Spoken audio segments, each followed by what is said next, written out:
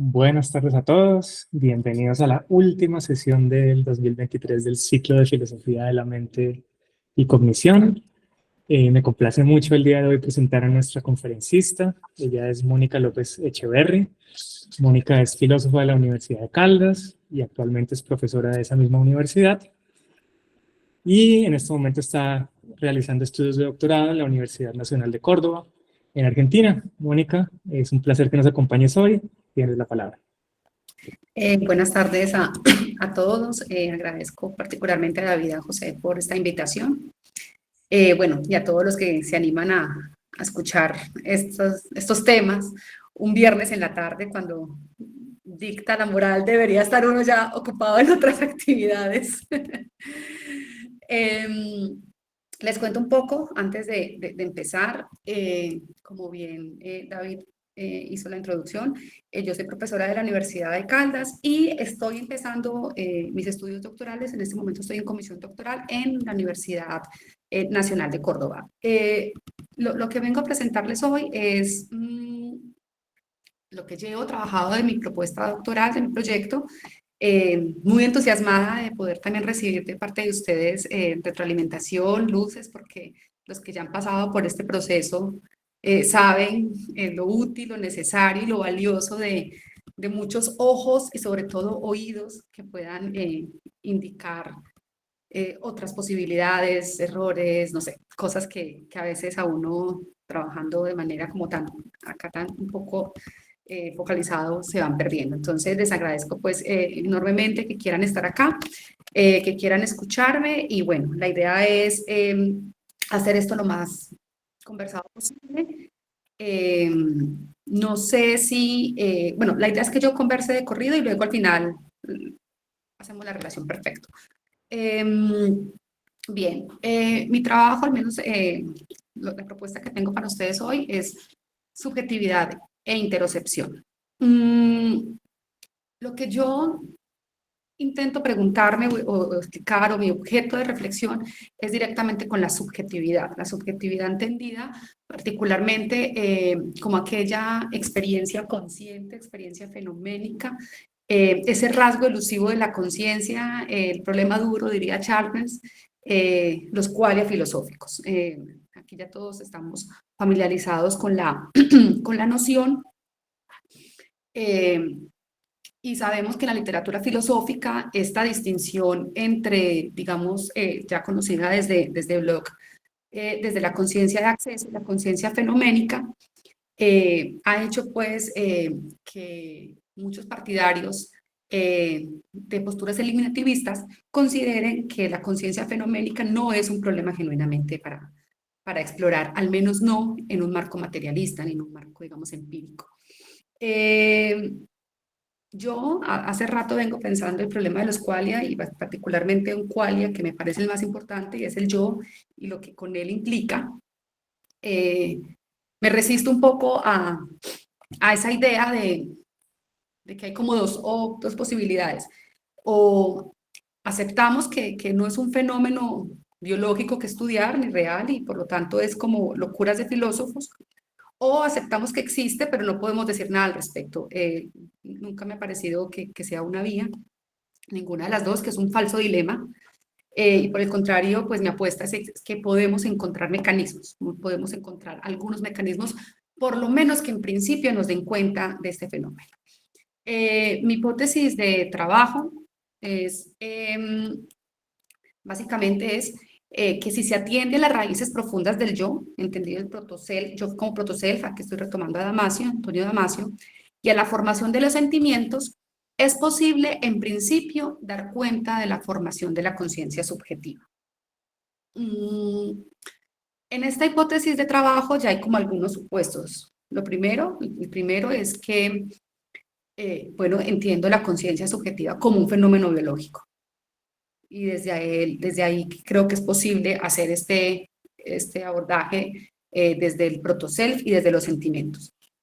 Y lo segundo tiene que ver justamente con los sentimientos y cuando se habla de los sentimientos, me estoy haciendo referencia, ya lo voy a hacer más explícito más adelante, pero a una concepción biológica de los sentimientos.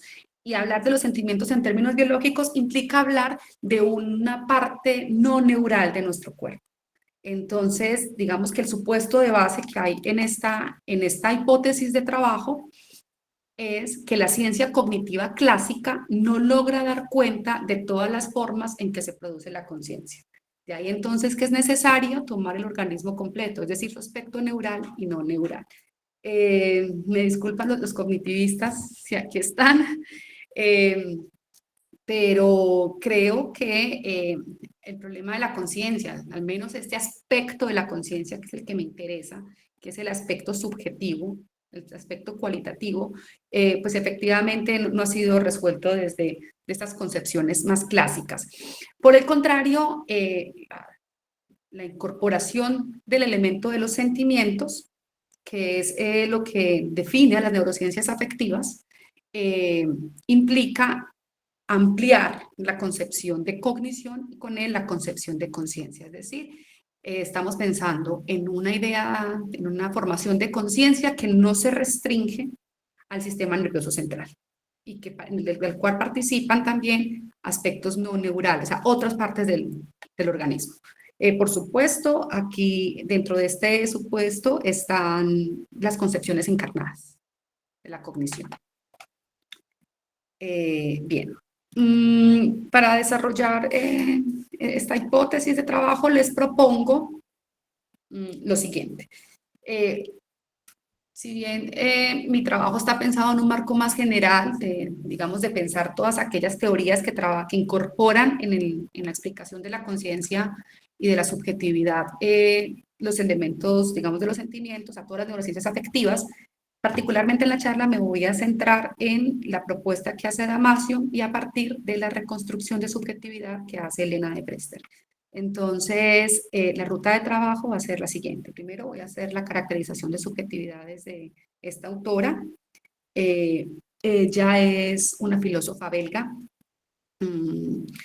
Ella junto con Sakiris, que es un neurocientífico, en 2018 publican un convenio muy importante que es Interoceptive of Mind, y digamos allá ahí participan varias colaboraciones en las cuales hace una reflexión muy importante acerca de la subjetividad estudiada desde el ángulo de la interocepción. En un segundo momento voy a caracterizar, digamos, las cuestiones generales de la neurociencia afectiva, muy generales, que nos permiten ubicarnos en el modelo particularmente de Damasio, lo que se refiere a los sentimientos homeostáticos. Aquí espero también caracterizar en qué consiste la interocepción, que no necesariamente todos deben estar familiarizados con el concepto. Y por último, presento las conclusiones en términos de alcances, límites y retos de esta propuesta. Entonces, bien, vamos a empezar.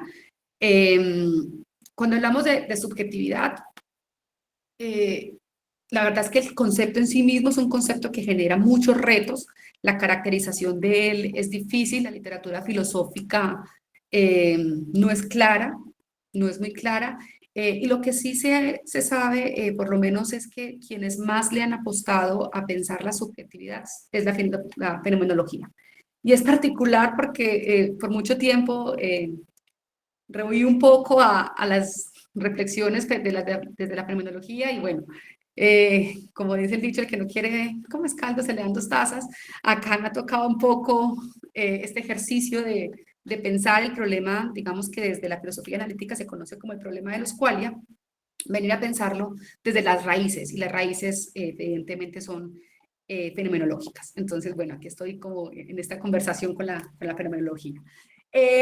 La concepción de la subjetividad que propone esta autora en este texto del 2018 sobre todo, es una concepción mínima de la subjetividad. Y esta concepción mínima, ¿qué implica? Implica básicamente primero pensar que la conciencia como tal, el concepto grueso de conciencia es un concepto que ya en su desarrollo articulado es un concepto muy robusto, que puesto de esa manera es difícil de abordar. Mientras que si pensamos en este rasgo inquietante, al menos desde la filosofía, encontramos la subjetividad como un rasgo más particular que se puede desagregar. Entonces, pensar la conciencia en términos graduales permite ubicar diferentes espectros, digamos, de la línea, y eso lo vamos a encontrar también en otros autores desde las neurociencias. Y acá lo que nos interesa es cómo entender esta concepción mínima. Por supuesto que estamos hablando de una concepción un poco más deflacionada de subjetividad, en la cual, digamos, encontramos algunas características inherentes, muy propias de ella. Podemos ver si efectivamente las otras teorías neurocientíficas están respondiendo a esas características. Acá lo que se pretende es mirar cuáles son, más bien, cuál es la caracterización filosófica que debe tener el fenómeno de la subjetividad y de la cual deberían dar cuenta cualquier modelo que quiera pensar la conciencia. Esta concepción mínima, ella la propone básicamente en tres características. Ella todo lo retoma desde Michel Henry, fundamentalmente desde Michel Henry, pero también haciendo alusión a algunas posturas de Merleau-Ponty y de Zahavi. Bueno, entonces la primera es la subjetividad más básica, es una perspectiva sintiente. Poner la subjetividad como perspectiva sintiente en términos de estos autores es decir que la subjetividad es esa capacidad de estar afectado del cuerpo, de estar afectado por el propio organismo o por el entorno. Y es aquí donde empezamos a ver la característica de subjetividad como sentimiento. Y que esa afectación del entorno o de sí mismo no es una afectación espontánea, que se da espontáneamente.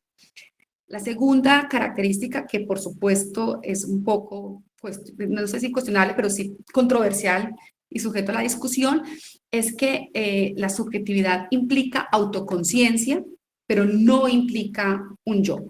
Y aquí el término autoconciencia, yo sé que es como, inevitablemente nosotros pensamos, bueno, autoconciencia es como el yo reflexivo, ¿sí?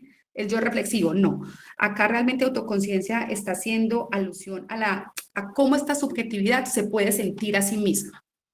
Entonces, hay una diferencia importante, al menos aquí se intenta trazar una distinción con el yo, porque la concepción del yo ya supone una relación sujeto-objeto que en términos de subjetividad no va a ser aceptada. Cuando se dice que la subjetividad implica autoconciencia, entendida como autoconciencia, como esa capacidad de sentirse a sí misma, lo que se está adjudicando a la subjetividad es una característica de no relacional, que se siente a sí misma. Y la tercera característica, que es quizá la más importante, y esa es completamente tomada de Michel Henry, es que la subjetividad está marcada por la autoafectividad. La característica de la autoafectividad, en últimas, es la que configura las otras características de la subjetividad.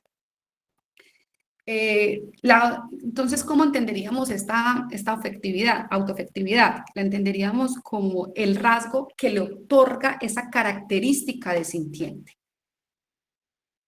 Que la subjetividad, en últimas, es un sentimiento que se siente a sí mismo, que el organismo, que está en un organismo, está instalado en un organismo, pero que se siente a sí mismo. Diría ella, es un aspecto central de la idea de la autoafectación, es que la automanifestación de la subjetividad es una ocurrencia inmediata, no objetivante y pasiva. ¿Qué características entonces tendría la subjetividad vista como una perspectiva sintiente dotada de autoafectividad? Entonces tendríamos que es autoconsciente y no relacional, pero autoconsciente no en el sentido de yo reflexivo, sino en el sentido de que se siente a sí misma. Es una perspectiva que se aparece a sí misma, pero no en la decisión sujeto-objeto. Digamos que toda la tradición fenomenológica lo que ha cuestionado a todas estas propuestas de intentar abordar la perspectiva de la primera persona desde la tercera, es justamente señalando que la reflexión de la tercera persona lo que hace es una objetivación de la subjetividad. Y objetivar la subjetividad sería como que perdiera su rasgo intrínseco, que es justamente que no obedece a esa decisión, representación representada. Esta característica de autoafectividad, es decir, que se ha visto como un sentimiento, propone o habilita pensar en buscar las raíces en los procesos homeostáticos de los organismos. Entonces, para la autora, cuando digamos, se concibe la idea de pensar en buscar las raíces de esta subjetividad caracterizada de esta manera en los procesos homeostáticos, ella se hace la pregunta y es, bueno, ¿cómo una vía corporal homeostática, en este caso sería la interocepción, que es el sentido que da cuenta de todo nuestro proceso homeostático, puede entrelazarse con la actoafectividad? Esta sería la pregunta que ella hace para que estar, digamos, dispuestos a decir que hay un mecanismo que pueda dar cuenta de la subjetividad en tanto perspectiva sintiente y autoafectiva. Hasta aquí voy a dejar la caracterización de la subjetividad para pasar a pensar la neurociencia afectiva.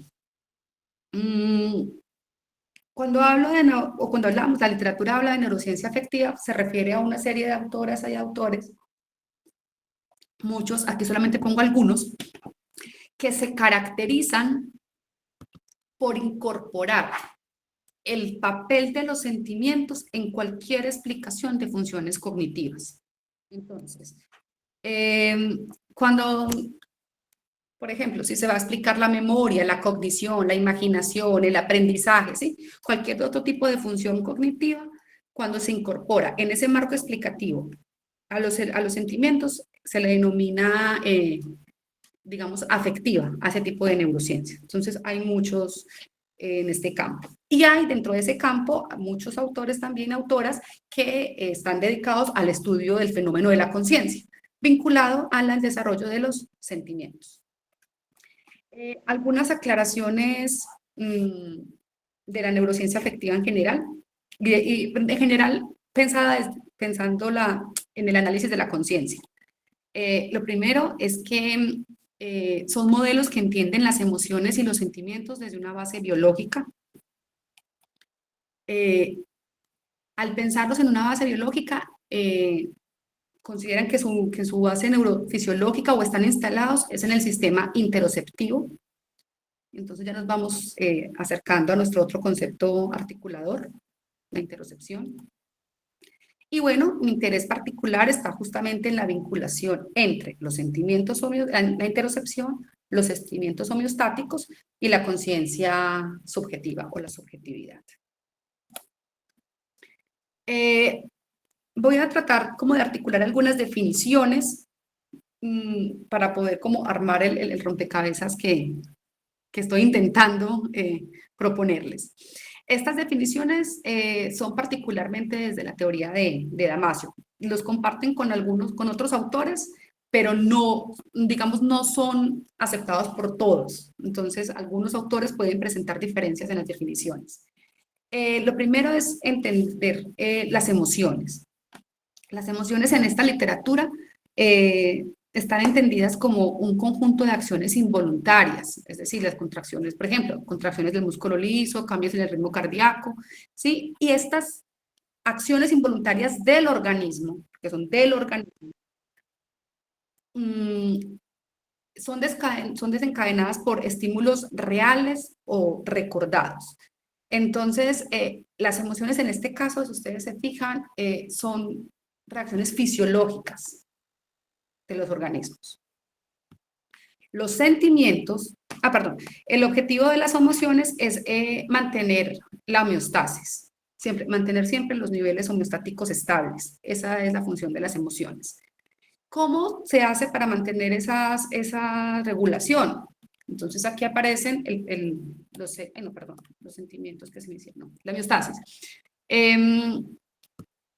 ¿Qué es la homeostasis? Es el proceso de mantener los parámetros fisiológicos de un organismo dentro del rango más propicio para la función óptima de la supervivencia. Es decir, es lo que hace el organismo para mantener la supervivencia, niveles de glucosa en sangre, respiración, nivel de los nutrientes, latidos del corazón. Esos son, digamos, los procesos homeostáticos que nos aseguran la supervivencia. Se relaciona con la aliostasis, no es exactamente igual, pero está relacionado y la homeostasis se entiende como los mecanismos específicos utilizados por el organismo cuando intenta recuperar la homeostasis. Entonces, la homeostasis es lo que el organismo, digamos, es el proceso que mantiene los niveles estables. Cuando el organismo sale de esos niveles, tiene que entrar en un proceso aleostático porque le toca hacer acciones para recuperar esos niveles. Los sentimientos, entonces, son las experiencias mentales que acompañan a los estados homeostáticos continuos del organismo. Es decir, son la manera en que el cuerpo se traduce a sí mismo la información generada por las emociones. Esta información, estas reacciones que se dan en el organismo por medio, digamos, de agentes en el entorno o por el propio organismo, son transmitidas en términos de sinapsis, en términos de estímulos electroquímicos, pero la forma en que el organismo interpreta esa información es por medio de los sentimientos. Entonces, el papel de los sentimientos es informar al cuerpo de esas emociones. Entonces, en este sentido, entendemos los sentimientos como los que traducen mentalmente los cambios internos del organismo, ya sean espontáneos como el hambre o la sed, o causadas por las emociones como el miedo, la alegría, la tristeza, que a menudo pues acompañan los acontecimientos. La génesis de los sentimientos tiene su origen en características anatómicas y fisiológicas específicas de la interocepción, que son fundamentalmente distintas de la exterocepción. Entonces, vamos como armando este rompecabezas. Tenemos que los organismos están dotados de un sistema interoceptivo que ya vamos a entrar a especificar cómo funciona el sistema interoceptivo. Y este sistema interoceptivo lo que hace es generar información acerca de los niveles homeostáticos del organismo. Esa información se genera en términos de emociones, que son los cambios fisiológicos, que interpreta el organismo a partir de los sentimientos. Los sentimientos en este caso son entendidos como estados mentales conscientes, y esto es bien importante porque va a ser parte de la discusión, digamos, difícil más adelante. Y es que son estados mentales que nos informan acerca de estos cambios que el organismo nos está pidiendo que tenemos que hacer. Entonces, si ustedes se fijan, bueno, cuando el cambio ya, digamos, un desbalance, digamos, en este nivel homeostático, lo que tenemos es que hacer un proceso aleostático. Entonces, lo que tenemos acá es como un mecanismo en el cual el organismo se está informando constantemente, porque además eso es constantemente, de sí mismo, por dentro, si se quiere, y del entorno, ¿sí? Y del entorno. Ahora, la interocepción. Cuando hablamos de interocepción, bueno, no sé qué tan informados estén ustedes, pero al menos cuando yo converso con algunos colegas acá cercanos, no tienen mucha idea acerca de qué es la interocepción. Y a alguien les puede sonar incluso como hasta, no sé, pseudociencia, qué sé yo. Pero no, nosotros tenemos 5 sentidos que son los sentidos, digamos, perceptuales, ¿cierto? Oído, gusto, tacto, olfato, ¿sí? Pero además tenemos otros sentidos que vienen por otras vías, que son el sentido de la interocepción, de la exterocepción y de la propiocepción. Que algunos la interocepción los unen interocepción y propiocepción y lo proponen como el sistema nocioceptivo. Entonces, este sistema interoceptivo es un sistema físico, biológico, que está en todos los organismos, incluso en organismos menos evolucionados. Es un sistema que no necesariamente depende de un sistema nervioso central. Entonces, si nos ubicamos en una línea filogenética, es fácil encontrarlo en otro tipo de organismos. Incluso hay quienes defienden que hay niveles muy básicos de interocepción en organismos unicelulares. Bueno, entonces, ¿cómo lo vamos? Este sistema interoceptivo, digamos que fue descrito por primera vez por Sherrington allá como por 1906 más o menos, pero se instala en la discusión de la neurociencia afectiva a partir de los trabajos de Crane en 2002 sobre todo. Y él lo describe como un proceso de recepción, acceso y valoración de las señales corporales internas. El organismo, para su supervivencia, tiende a mantener los estados fisiológicos deseados y este proceso es el encargado de dirigir la conducta hacia la búsqueda de los estados. Para ponerlo en un sentido mucho más plano y básico, el sistema interoceptivo es el que nos permite darnos ser, pero no conscientes en un sentido ya muy elaborado, no, sino al organismo le permite darse cuenta de sus sistemas internos vitales básicos. Respiración, movimientos intestinales, la sensación de la vejiga llena. Nosotros nos damos cuenta que tenemos que ir al baño porque nuestro sistema interoceptivo nos dice hay que ir al baño. ¿Sí? Es un proceso iterativo que requiere interacción entre la percepción de los estados corporales y la valoración cognitiva de esos estados para informar la respuesta. ¿Cómo es la valoración de estos estados corporales?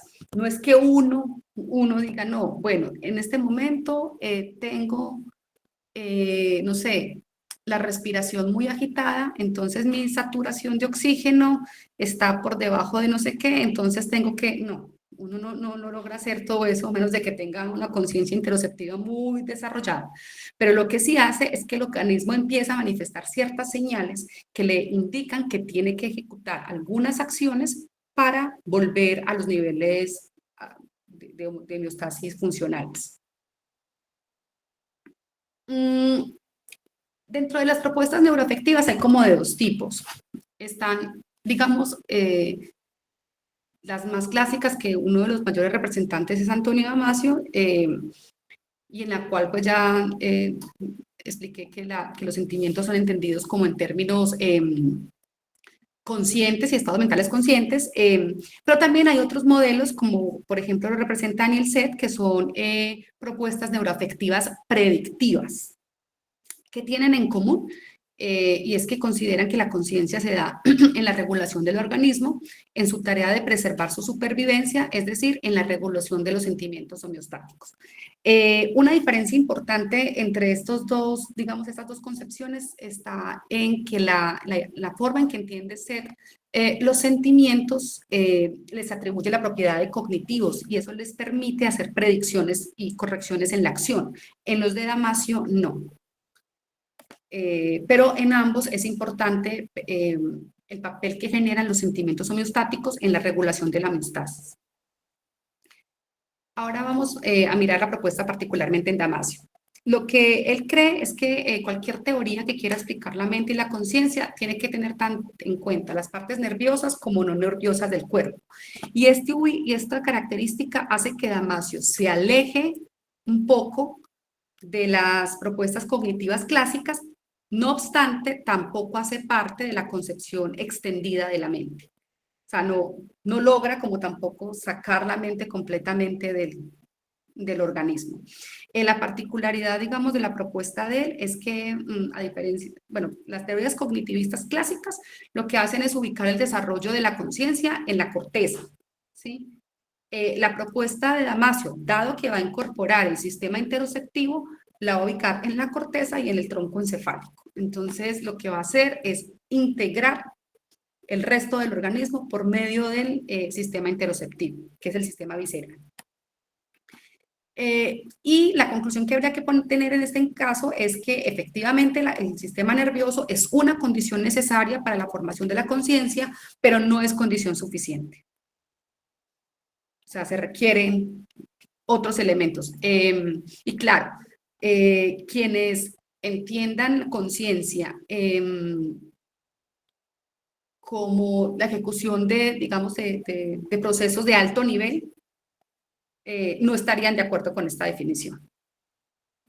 Porque para ellos solamente sería, o sea, el sistema nervioso sería condición necesaria y suficiente. Básicamente, va a ser como un recuento muy rápido del proceso de la formación de la conciencia en Damasio. Damasio tiene un modelo gradual también de conciencia, donde lo intenta poner en un marco evolutivo, y él hace una distinción que es bien importante entre el detecting y la conciencia. Entonces, el detecting, como lo determina él, que es el hecho de ser, es una función cognitiva más básica que hay en los organismos, e incluso se puede se puede encontrar en plantas. Acá creo que está un amigo que trabaja en cognición animal y en otros. Y, por ejemplo, cuando se dice que otros organismos, digamos como las plantas, reaccionan a estímulos del medio, el ejemplo del girasol, ¿cierto? Que gira, que algunos están dispuestos a decir que hay algunos grados de conciencia. En el caso de Damasio, lo que va a decir es no. Ahí no hay conciencia, ahí lo que hay es un detecte, que por supuesto es como el antecesor evolutivo de la conciencia. En segundo paso está el sentimiento, es una capacidad. Este sentimiento es interesante porque además empieza a generar imágenes y representaciones. Y estas imágenes y representaciones hacen que el organismo reaccione a lo que ha detectado en el medio. Y por último, aparece el saber, el conocer, que es un proceso donde esas imágenes y representaciones pues están unidas por otro sentimiento, que es el sentimiento de yo. Y aquí aparece en este saber conocer lo que sería ya la conciencia nuclear, que es una conciencia articulada, es una conciencia autobiográfica, mediada por el lenguaje. Entonces, digamos que en este último saber conocer, pues estamos ubicados casi que exclusivamente, pues, seres corticales, o sea, ya con desarrollos corticales muy específicos como nosotros. Lo interesante de este proceso gradual es que entre el detecting y el sentir es donde aparece la formación de los sentimientos homeostáticos, ¿sí? En el sentir estaría lo que Damasio denomina un proto-yo, un proto-self, un proto-sí mismo más bien sería más adecuado decir. Pero entre el detecting y el sentir, ahí aparece el sentimiento homeostático. Pero los sentimientos homeostáticos ya a su vez son conscientes. Entonces lo menciono porque es que aquí viene a entrelazarse el problema de entender la subjetividad. Recuerden que tenemos de fondo la concepción de Brester, la subjetividad como un sentimiento que es capaz de sentirse así mismo, como de una autoconciencia de ese sentimiento. Entonces tendríamos que ubicarla, si en el relato de Damasio hubiera sentido, tendríamos que ubicarlo justo entre el detecting y el sentir, o específicamente en el sentir, pero no en el saber. Porque en el saber, como ya hay un yo desarrollado, un yo en términos de conciencia nuclear, ya estaríamos hablando de un yo en términos de una relación representación-representado, es decir, sujeto-objeto, que estaría violando las características iniciales que nos propusieron de la subjetividad. Bien. Bueno, ahora, ¿qué es lo que propone Damasio? Damasio lo que propone es, efectivamente, vamos a estudiar la conciencia en términos graduales. En esta graduación para Damasio hay primero mente y luego conciencia. O sea, la mente es mucho más amplia, es una categoría mucho más amplia y de la cual participan otros organismos. La conciencia es un agregado de la mente. La mente en Damasio es un flujo constante de imágenes y representaciones. Ahí están. ¿Cuándo aparece la conciencia? La conciencia aparece cuando ese flujo de imágenes y representaciones se les vincula un sentimiento de propiedad. Como que esas imágenes, esas representaciones pertenecen a un organismo. Entonces aparece esta magia, como que se enciende la luz aquí adentro. Como que todo lo que el organismo detecta internamente, externamente, le aparece, le entra una luz que la unifica. Y él cree que ese sentimiento, que es la conciencia es un sentimiento, aparece en el sistema interoceptivo. Entonces aquí estamos vinculando a todos los que proponen este marco neuroafectivo. Esto ya es como lo interpreta específicamente Damasio. Esta interocepción, él entiende que son las señales sensoriales aferentes interactúan constantemente con representaciones cognitivas de alto nivel, informando sobre la experiencia emocional y motivando la respuesta del organismo. Es decir, por ejemplo, un organismo se encuentra ante un estímulo que le genera peligro, no sé, un organismo que se encuentra ante un depredador y genera la emoción de miedo que se transmite por medio de un sentimiento. El organismo lo que va a hacer, digamos, por medio de digamos, las representaciones que le genera este sentimiento, es tener una reacción. Probablemente la reacción ante un depredador sea huir o esconderse. Bueno, digamos que hay posibilidades, pero lo que nos están diciendo es que estos sentimientos, por medio de estas señales sensoriales aferentes, lo que hacen es regularnos el comportamiento. ¿Regulándolo de qué manera? De que logremos mantener la supervivencia.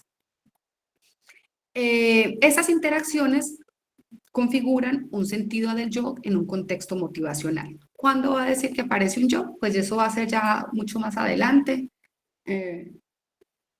Pero justamente cuando estas representaciones hacen un desarrollo de doble vía, en el sistema nervioso, todo el sistema nervioso, el interoceptivo, también en el sistema nervioso central, en la corteza, y se devuelve por las vías eferentes y llega a la acción. Ahí en esa doble vía aparece, digamos, ya un yo más desarrollado. ¿Cómo vamos a entender entonces este sistema interoceptivo? ¿Qué son? Entonces, la literatura nos dice que es un conjunto de vías dedicadas a detectar y cartografiar señales homeostáticas. Claro, una característica de la descripción del sistema interoceptivo y en general de la forma en que los organismos se dan cuenta de las emociones y de los sentimientos en Damasio es a partir de la de cómo el cerebro cartografía o mapea esos estados del organismo. Y él cree que los podemos cartografiar y los podemos mapear justamente por estas vías que tenemos. ¿Cuál es la función entonces? Es controlar y organizar las respuestas automáticas. Y este sistema es clave en la generación de sentimientos, contribuyendo así a la regulación de la vida consciente. Bien, ¿qué sucede? En la literatura de Damasio, él va a diferenciar entre sentimientos homeostáticos y sentimientos emocionales.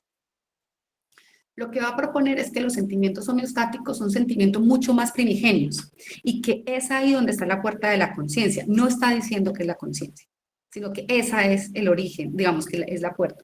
Los sentimientos emocionales son sentimientos para él que no necesariamente están vinculados exclusivamente al sistema interoceptivo, sino que se pueden vincular también a otras vías exteroceptivas y que también pueden estar generados, digamos, por otras vías sensoriales, pero digamos que ya requieren como otra elaboración. Mientras que estos sistemas, esos sentimientos homeostáticos parecen que son como la génesis. Por eso todos estos autores encuentran ahí, incluso los que tienen los modelos predictivos, encuentran ahí como la posibilidad de dar cuenta de esta subjetividad en términos de sintiencia. Bueno, el sistema interoceptivo es un sistema que está compuesto fundamentalmente por el sistema nervioso periférico, que es el autónomo y el simpático. Y o sea, todo esto para acá. Y se conecta con el sistema nervioso central por medio de dos vías, el nervio vago y la lámina 1. Entonces, acá hay unas grafiquitas donde más o menos nos muestra, digamos, el nervio vago, cómo conecta, atraviesa, digamos, todo el tronco encefálico y lo intenta conectar con la corteza. Y la lámina 1, que sería, o sea, correspondería, digamos, a esta parte, a este corte, donde la información entra por la médula espinal. ¿Qué es lo que quiero decir? O no quiero confundirlo con esto. ¿Qué es lo que quiero decir? Es que en este modelo de explicación es tan importante la corteza cerebral como el tronco encefálico, como la ínsula, como los ganglios basales. O sea, es una explicación fisiológica más amplia que no reduce la conciencia a esta parte del cerebro. ¿Cuál es la hipótesis que tiene en particular Damasio y en este caso lo desarrolla junto con Hanna Damasio? Y es que el sistema interoceptivo tiene unas estructuras fisiológicas muy distintas a las del exteroceptivo y que los científicos, los neurocientíficos en este caso, no han prestado la suficiente atención a estas particularidades. Ellos creen, él y ella creen, que si se les prestara la suficiente atención a esas particularidades, ahí podríamos ver que efectivamente se gesta la subjetividad. Y ellos son explícitos cuando dicen que entienden la subjetividad de la manera que lo han entendido los filósofos y hacen referencia específicamente al problema inaugurado con Nagel. ¿Cuál sería esa fisiología particular o esas características tan particulares que ellos encuentran? Que encuentran, no, que están, pero que ellos creen que está desatendido. Y es que este conjunto que es tan diverso, que incluye estructuras de ganglios, sistema nervioso periférico, que abarca todos los niveles del sistema nervioso central, tienen estructuras que permiten mapear el cuerpo y un estado homeostático. Pero esas estructuras que permiten ese mapeo y que tienen y que permiten, digamos, dar cuenta, informar de todos nuestros niveles homeostáticos, es diferente en el sistema estereoceptivo, al menos en dos aspectos, tanto en su aspecto neural como en su aspecto corporal. En su aspecto neural, lo que señalan es que los axones interoceptivos no están aislados por mielina. Y el hecho de que no estén aislados por mielina, que sí lo están los del sistema estereoceptivo, los del movimiento, los de la percepción, hace que, o sea, que no haya mielina, hace que esos contactos no sean necesariamente sinápticos y puedan ser eléctricos. Y además, esas neuronas interoceptivas no tienen barrera hematoencefálica, o sea, no están cubiertos por esa barrera. Y el hecho de que no tengan esa barrera hace que el paso de la información sea mucho más lenta. Desde el punto de vista corporal, estas características neuronales lo que hacen es que los componentes al interior del cuerpo, es decir, las vísceras, las moléculas químicas de la sangre, puedan acceder directamente a muchos elementos neurales interoceptivos, gracias justamente a la ausencia de mielina y a la barrera hematoencefálica. Entonces, ¿qué es lo que nos están diciendo? Esto no es particularmente controversial, seguramente muchos neurofisiólogos están de acuerdo con eso. Efectivamente, estas redes, o sea, la forma en que funciona este sistema interoceptivo y cómo se comunica con la corteza cerebral y con, digamos, con esta parte del cerebro, es por medio de acciones no mielinizadas cuya barrera hematoencefálica es prácticamente ausente. Lo que ellos están intentando argumentar es que esas características hacen que la información sea no sináptica, es decir, que pueda ser química y eléctrica, y que el hecho de que sea química y eléctrica quiere decir que es una información que es mucho más difusa, vaya mucho más lenta y la información de la sangre llegue mucho más rápido. ¿Por qué es importante esto?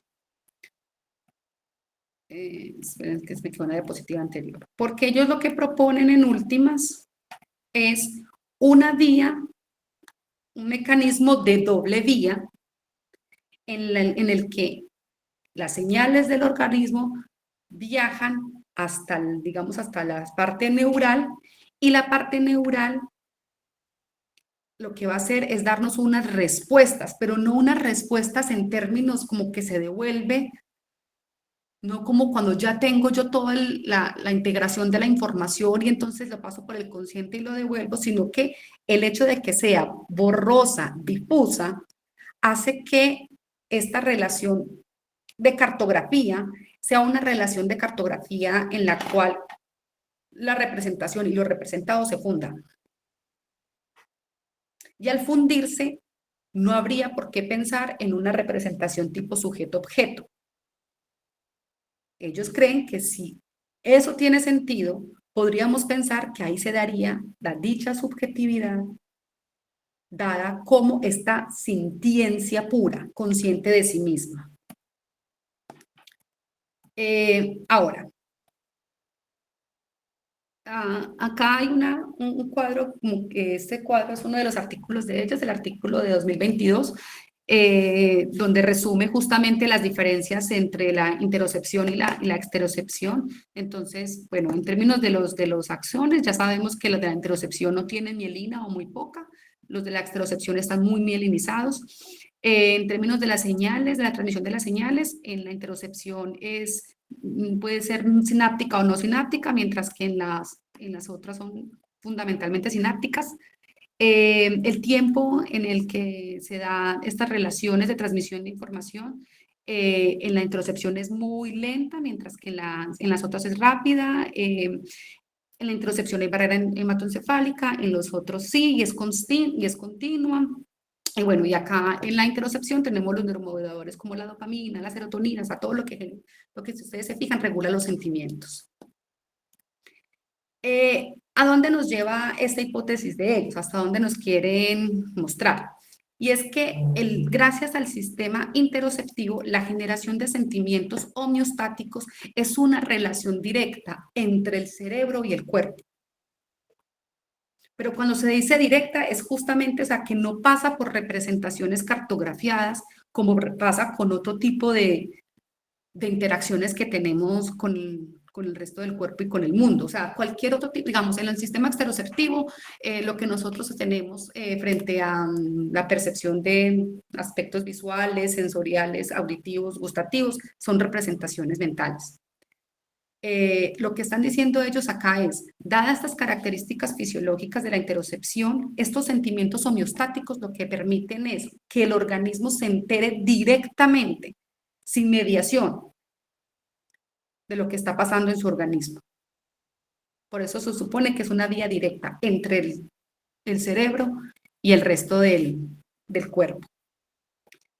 Bien, hasta acá sería como la parte de Damasio. Ahora, ¿cómo analizar esta propuesta atendiendo, digamos, a la subjetividad? Como ¿qué he alcanzado, digamos, a ver hasta ahí? Lo primero es, recuerdan la pregunta que postula Elena de Prester cuando intenta caracterizar la subjetividad. Y ella admite, ella dice, sí, si entendemos la subjetividad como sintiente, como autoafectiva y también como fenómeno biológico,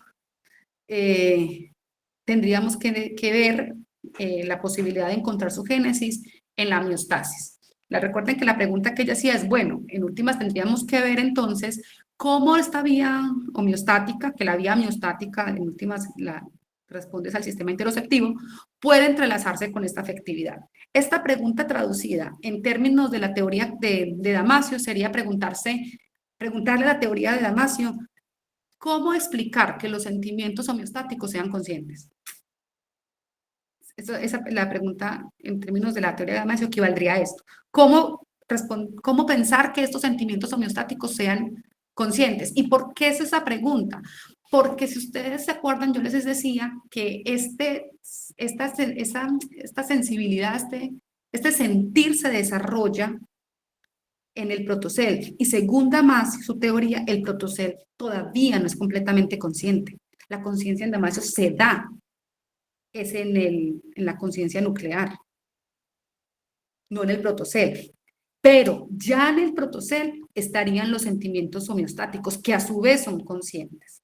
Entonces, claro, la pregunta sería, bueno, ¿cómo entender que pueden haber sentimientos homeostáticos conscientes cuando se supone que la conciencia aparece cuando se supone que la conciencia justamente surge es por los sentimientos homeostáticos?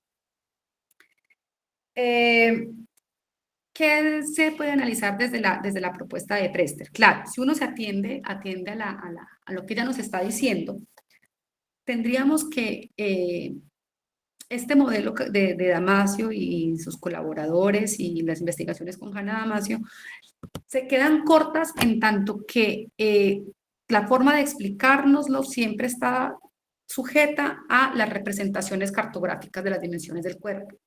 O sea, que sigue atado a esta visión de la decisión sujeto-objeto. Y si aceptamos la concepción de la fenomenología de la subjetividad, no podríamos cartografiar la subjetividad, porque en últimas tendría que ser autoafectiva, o sea, tendría que contenerse a sí misma. ¿Qué podríamos responder desde Damasio? Entonces, la primera, digamos, respuesta que encuentro que es de pronto plausible es que en Damasio, pero eso sí lo afirma él, los sentimientos son híbridos, son estados mentales híbridos que surgen en la interacción entre estos fenómenos neurales representacionales y procesos no neurales corporales. Como surgen justamente en esta relación del sistema nervioso central con el resto del cuerpo y se da justamente por medio de estas vías que tienen esas características de no ser mielinizadas, de no tener barrera hematoencefálica, entonces son de característica de naturaleza híbrida. Naturaleza híbrida en este caso sería que efectivamente tiene algunas características representacionales, lo que los dotaría de conciencia, pero que vienen de procesos no conscientes, que son los procesos viscerales. De modo que estos sentimientos homeostáticos identifican al organismo en el que se encuentra y que pueden generar la sensación de subjetividad.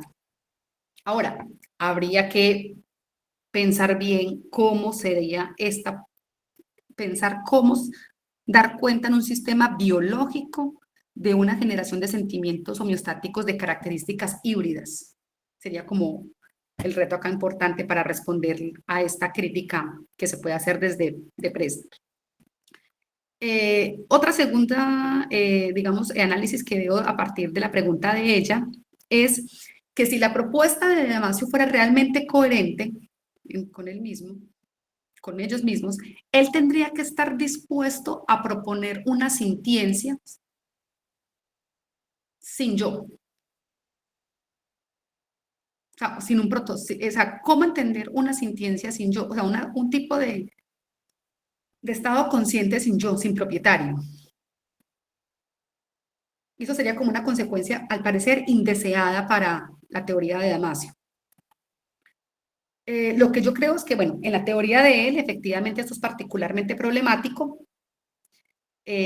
dado que parece que el self es indispensable para la conciencia, o sea, que él no es capaz como de admitir una conciencia sin self, sin sí mismo.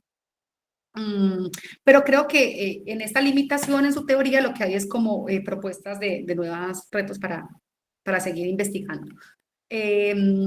La propuesta de Sons es un poco más reciente, hasta donde alcanzo a ver, efectivamente toma esta vía, pensar un tipo de conciencia sin self. ¿Qué otros límites encuentro en esta noción de, digamos, de conciencia y de subjetividad? Efectivamente, creo que sí recoge la noción filosófica de subjetividad y que logra encarar, digamos, este problema filosófico. Sin embargo, me parece que el problema filosófico en Nagel no se queda en la interocepción, que el reclamo de Nagel también es empujándonos al afuera, a la exterocepción, de cómo este punto de vista particular, cómo este sentimiento de subjetividad también me lleva a la acción. Y aquí parece que este modelo se queda corto. Esta concepción híbrida de los sentimientos homeostáticos creo que es un buen punto de partida, pero su teoría de los sentimientos es muy general. O sea, lo que les decía ahora, habría que pensar una teoría de los sentimientos más robusta que permita a uno tener mayor claridad sobre esta diferenciación entre sentimientos homeostáticos y sentimientos emocionales, más allá de las vías. Y además, que logre mostrar la naturaleza híbrida de los sentimientos homeostáticos. Acá se podría, pues no sé, estaba mirando, podría pensarse en analizar la teoría de las emociones, de la formación de las emociones en Pansek. ¿Qué retos nos quedan? Entonces, preguntas para explorar y pensar. Bueno, ¿es posible una experiencia sin ser?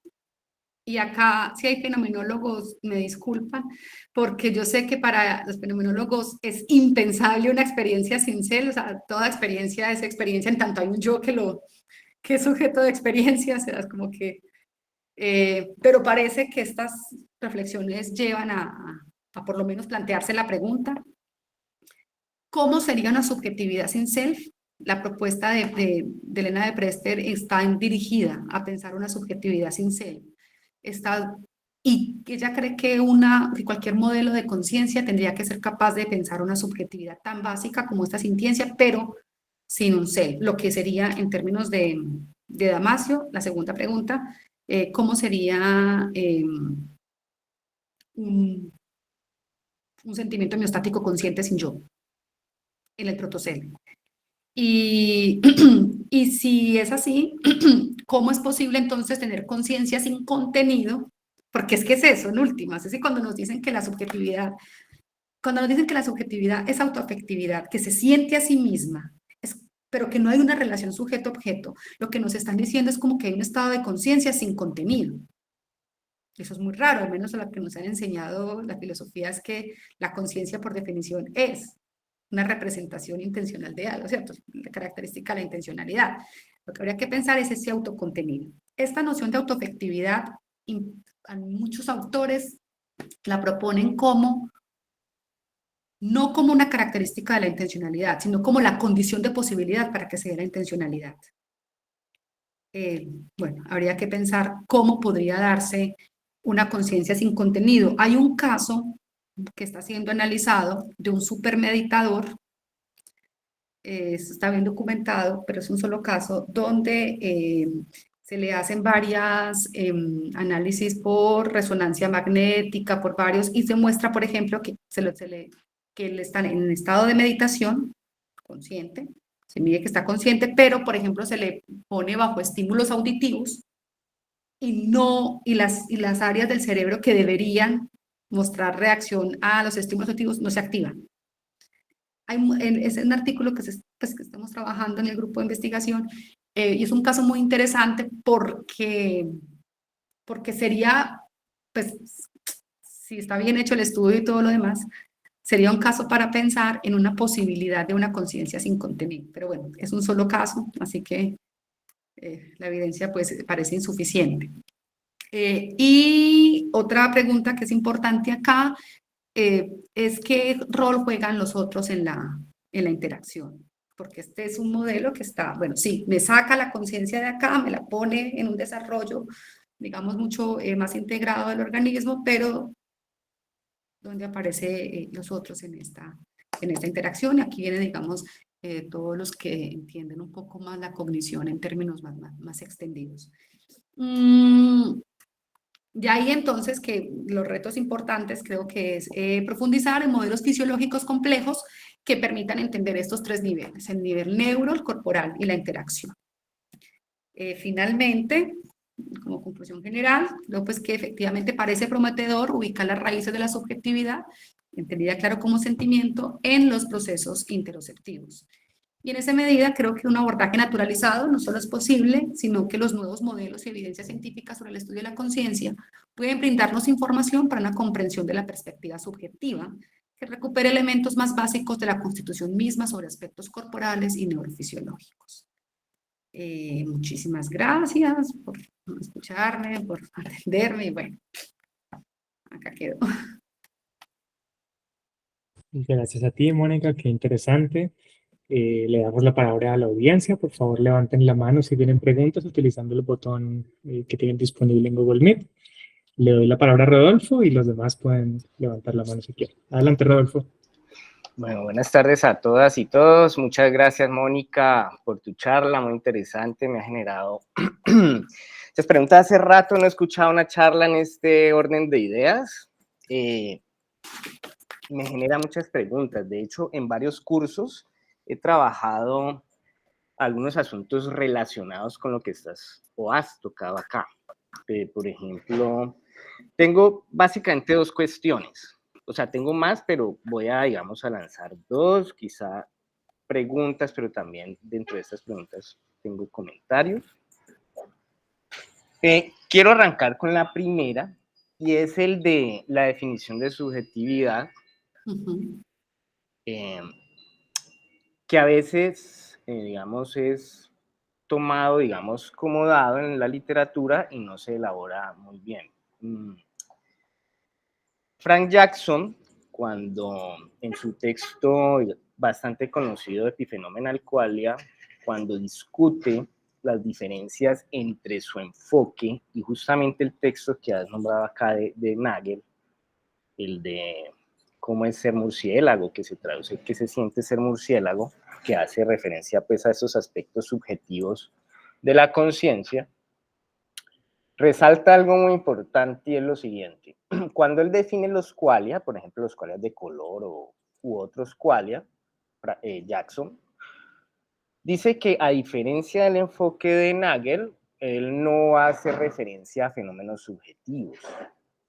Él, en últimas, lo que pretende, digamos, decir ahí en el texto, o lo entiendo yo así, es que un quale, por ejemplo, de rojo, no es subjetivo en la medida en que es un elemento, ¿sí?, de las cualidades de las experiencias, ¿sí?, que puede ser logrado o, digamos, sentido, por decirlo así, por cualquier organismo de la especie, bueno, salvo pues las personas que tengan una enfermedad relacionada con la percepción del color, ¿cierto?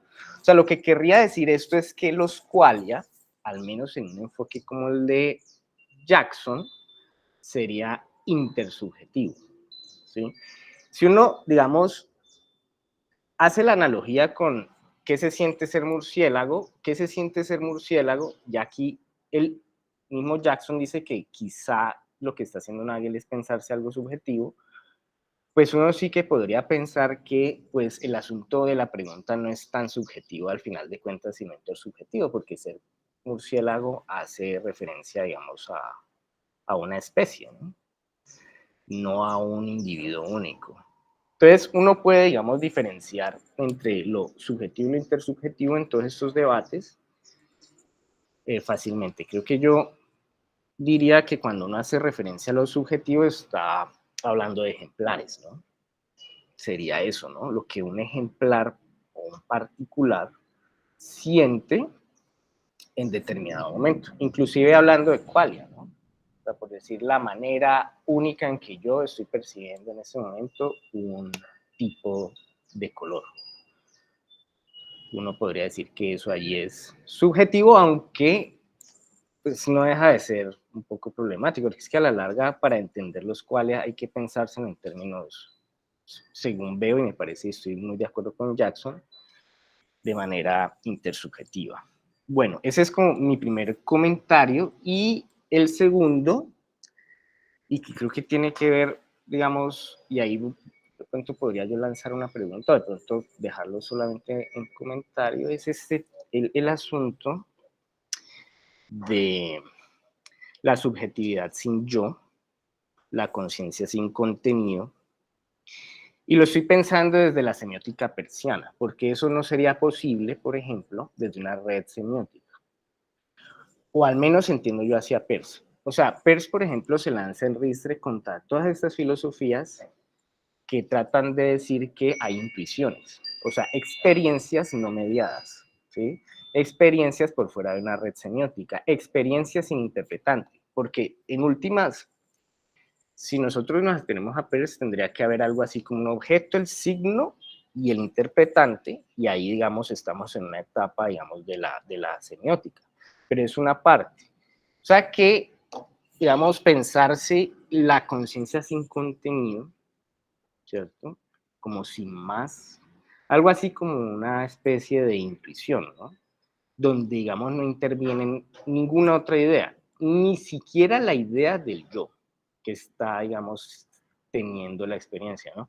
Yo ese ejercicio lo hice en varios cursos, hemos hecho, inclusive, yo empecé viendo seminarios de Peirce y se proponía, digamos, en estos seminarios del doctorado, pensarse una intuición pura, ¿no? Una intuición que escapara a la red semiótica, y realmente es un ejercicio bien difícil, ¿no? Las propuestas nunca terminaban por salir completamente emanciparse de la red semiótica. Entonces, por ejemplo, subjetividad sin yo, ¿no? ¿Cómo podría ser eso posible?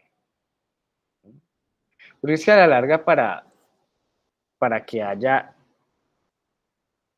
subjetividad tiene que haber conciencia, y si hay conciencia tiene que haber un mínimo de conciencia de sí, ¿no?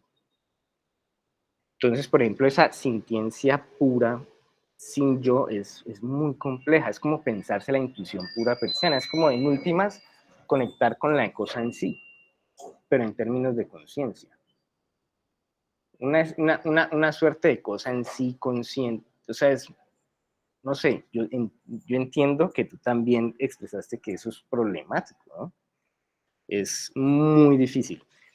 Pues sí, pero entonces yo estaba pensando justamente que todas estas discusiones se pueden reelaborar, ¿no? En términos de si hay realmente subjetividad pura y cómo definirla, o si realmente el asunto es intersubjetivo. El otro tema es, por ejemplo, de la conciencia sin contenido o la subjetividad sin yo, cómo podría concebirse. Un ejemplo, por ejemplo, ¿sí? ¿Cómo podría uno pensarse esa situación, no? Nosotros en el seminario llegamos a un ejemplo, un caso que es políticamente incorrecto, más o menos. Entonces era este, el orgasmo, ¿no? Entonces, por ejemplo, la primera vez que se siente un orgasmo, ¿no? Piensen en la primera vez que se siente un orgasmo. ¿Podría ser la primera vez que se siente un orgasmo una intuición pura? Entonces, obviamente no, porque ahí ya está metido el self, ¿no? Tendrían que ir y empezar, digamos, a cortar finamente el asunto y decir algo así como esto. En una situación de onanismo donde no se sabe que existe el orgasmo y además de eso se descubre por accidente que se llega a una sensación completamente desconocida por el individuo, y es allí en ese punto donde siente ese desconocido que todavía no interpreta, que no sabe que existe, pero lo empieza a sentir antes de que lo interprete como placentero, o sea, antes de que entre a la red semiótica, antes de que lo interprete como placentero, antes de que se meta a él mismo en la sensación. Ahí eso es súper problemático, porque ¿cómo podría uno decir, estoy sintiendo, pero no soy yo el que está sintiendo? Habrá que irse como a la parte antes de que sea la persona que diga, estoy sintiendo, qué sé yo, rico, ¿no? Entonces, es muy complejo, la verdad. Entonces, llegamos, por ejemplo, en discusiones a eso, ¿no? Como a ese punto antes de que se pueda interpretar una sensación. Ese sería como, ese ejercicio lo hicimos varias veces como al que más lejos llegamos. Puede haber mejores ejemplos, pero no llegamos más lejos de ahí. Entonces, sí, pues esos son mis comentarios y te preguntaría si realmente has elaborado o has trabajado en una definición, digamos, más filosófica dentro de esos enfoques de subjetividad, por un lado, que vaya más allá, digamos, de los debates clásicos que estamos nombrando aquí, y si te has pensado este tema con relación a la semiótica persiana, que también brinda muchas luces, ¿no? Sí, o sea, me parece que es un tema bastante complejo, pero que tiene mucho futuro si uno, digamos, elabora filosóficamente con todos estos elementos de la neurociencia, ¿no? Rodolfo, gracias, Rodolfo, por tus apreciaciones y comentarios. Voy a empezar por la parte final de tu referencia a la semiótica peirciana, fundamentalmente porque no sé nada, entonces no tendría mucho que decir al respecto.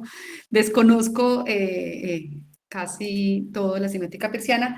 Me queda una intuición ahí, y es que en la forma en que lo propones y lo poco que entiendo de Peirce, esto implicaría que la conciencia está mediada por ciertas relaciones de simbolización y lenguaje. Y la forma en que yo entiendo el fenómeno de la conciencia subjetiva, de la experiencia subjetiva, como lo entiendo, lo ubico desde teorías evolutivas de la mente, lo ubico previo al lenguaje.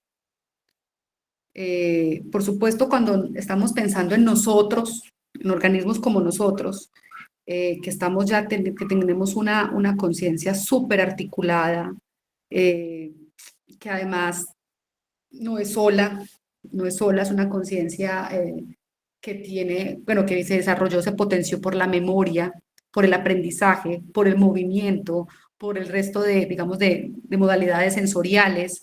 El lenguaje le da otro, creo que ahí sí estamos en otro escalón de la evolución en términos de conciencia, ¿cierto? O sea, ¿qué hace que nuestra conciencia sea tan distinta de otros organismos, de otros animales? Justamente el lenguaje le da otra dimensión. Pero yo lo que estoy intentando ver es en una concepción mucho más mínima,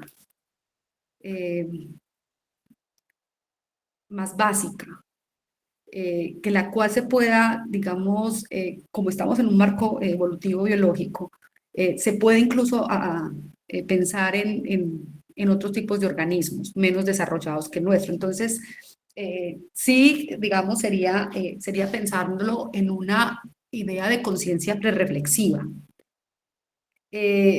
No es fácil, por supuesto, porque viene el reto, justamente, y coincido contigo, pensar en una conciencia prerreflexiva es pensar en una subjetividad sin yo, una conciencia sin yo, lo cual es muy complejo, sobre todo porque no podemos pensar en nosotros, ni nos organismos como nosotros, nosotros no podemos escapar a eso. O sea, no hay manera en que nosotros, cuando tú decías el ejercicio que hicieron en clase, no, pues claro, no, yo me imagino, o sea, como no puedo, o sea, mi cabeza tiene límites y es eso, porque nosotros ya estamos inmersos, ¿sí? En una forma de conciencia que no nos permite pensárnosla cómo sería una conciencia reflexiva previa. Pero en nosotros, creo que el ejercicio hay que hacerlo en otro tipo de organismos. Y la apuesta acá, yo no digo que sea la correcta, porque es parte, como digamos, del trabajo, pero la apuesta acá es que la subjetividad sería previa a la conciencia. ¿Sí? No que, o sea, ¿previa en qué sentido? Digamos justamente en este sentido en que los fenomenólogos tipo Michel Henry propone como esta condición de posibilidad de que se dé la intencionalidad. ¿Sí? Claro, es una conciencia mucho más básica, o sea, cogemos la conciencia, la rebajamos y nos quedamos con una característica más básica, y cuando digo más básica, no es exactamente más fácil de analizar, sino que es más básica en sentido primigenio, que es esta sintiencia que se pueda ubicar incluso en otros organismos. Lo que me lleva a la segunda parte de tu comentario, no, la primera parte, como empecé al revés, y es justamente la caracterización del término subjetividad. Todavía no lo he considerado completamente, pero es un trabajo que hay que hacer. Ya de entrada, los mismos filósofos la definen de manera distinta, no es exactamente, en algunas ocasiones parece que esta subjetividad se está entendiendo,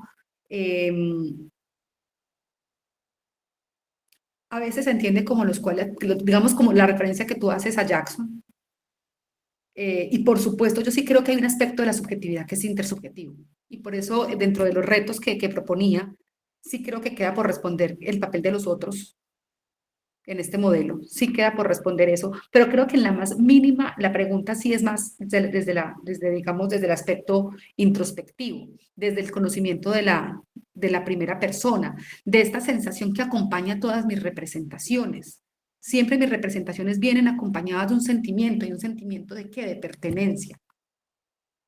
Este sentimiento que hace que haya una pertenencia y una pertenencia, perdón, y una pertenencia casi que unificadora. Casi como ¿cierto? Como esta colección de imágenes, sensaciones, percepciones, por eso en Damasio mente es una cosa, conciencia es otra, o sea, porque la mente es ese flujo constante de imágenes, representaciones, pero cuando aparece como sentimientos que van unificando, y que esa unificación es tan poderosa además que genera esta idea de yo.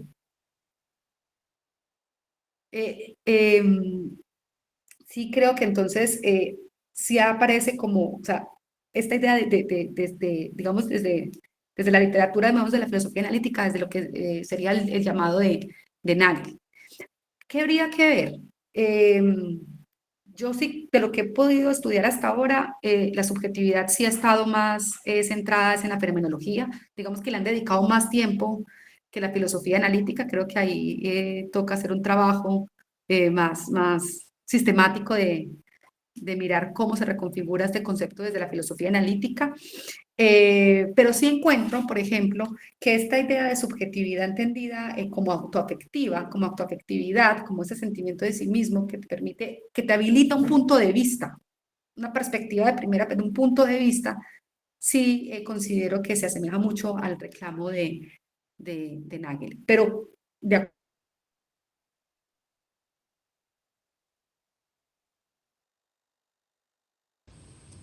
una dimensión introspectiva. No solo es una dimensión subjetiva, también hay una dimensión que está intersubjetiva. No sé, Rodolfo, si satisfago tus inquietudes un poco.